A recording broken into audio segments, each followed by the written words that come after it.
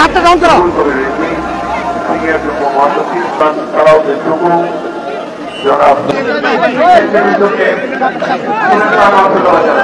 প্রাণের অন্তঃস্থল থেকে যে আমরা একটি নির্ভয় বিশুদ্ধ বাতাসে পুষ্পস্তবক অর্পণ করতে পেরেছি 52 ভাষা শহীদদের প্রতি।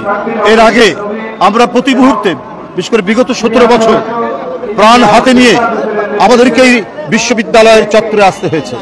চারিদিকে ফ্যাসিবাদের দোসরদের যে উৎপাত, তাদের যে এইখানে আগ্রাসী ভূমিকা ছিল। অনেক সময় আমরা দেখেছি যে আমরা যে দিক দিয়ে প্রভাত ফেরি করে এসেছি সেখানে বুক চিতিয়ে তারা দাঁড়িয়ে থেকে এক ধরনের হুমকির আচরণ করেছে এবং নানাভাবেই তারা মানে যাতে বাধাগ্রস্ত করা যায় বিএনপির নেতাকর্মীদেরকে বা গণতান্ত্রিক শক্তির নেতাকর্মীদেরকে সেই চেষ্টাই করেছে। কিন্তু আমাদেরকে বারবার মনে করিয়ে দিয়েছে 52 ভাষা আন্দোলনের ঢাকা বিশ্ববিদ্যালয়ের সেই সমস্ত ছাত্র, শহীদ ছাত্র যারা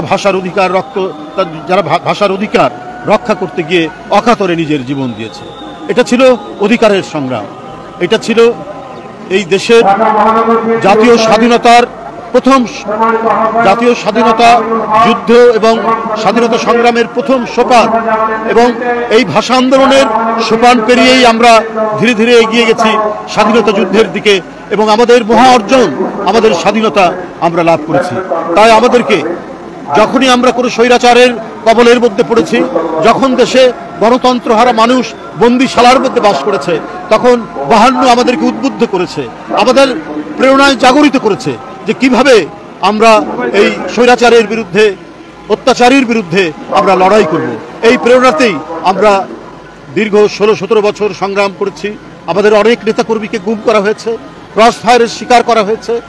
তাদের রক্তাক্ত পথ বেরিয়েই চূড়ান্ত যে আন্দোলন, যে মহাবিপ্লব জুলাই আগস্টে সংগঠিত হয়েছে, তার মধ্যে দিয়ে সেই ভয়ঙ্কর উৎপীড়ক এবং রক্তপিপাসু স্বৈরাচার, শুধু রক্তপিপাসুই নয়, তারা একটা ভয়ঙ্কর দুর্নীতিবাজ সরকার, তারা পালিয়ে যেতে বাধ্য হয়েছে।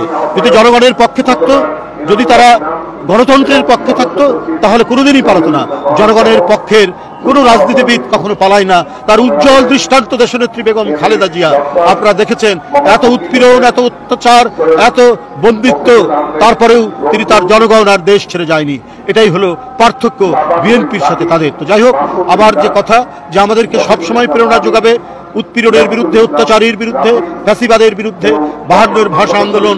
এই ভাষা আন্দোলন শুধু রাজনৈতিক অধিকারের আন্দোলন ছিল না, এটা ছিল সাংস্কৃতিক আন্দোলনও। কারণ এর মধ্যে দিয়ে আমরা আমাদের ভাষার মর্যাদাকে প্রতিষ্ঠিত করেছি, বাংলা ভাষার সমস্ত সাংস্কৃতিক যে চর্চা এবং অনুশীলন এখানে আমরা প্রতিষ্ঠিত করেছি। এবং এই যে সুমহান আত্মত্যাগের মধ্যে দিয়ে এদেশবাসী, বাংলাদেশি জাতি, তারা এই যে ভাষার যে গৌরবোজ্জ্বল যে অধ্যায় রচিত হয়েছে।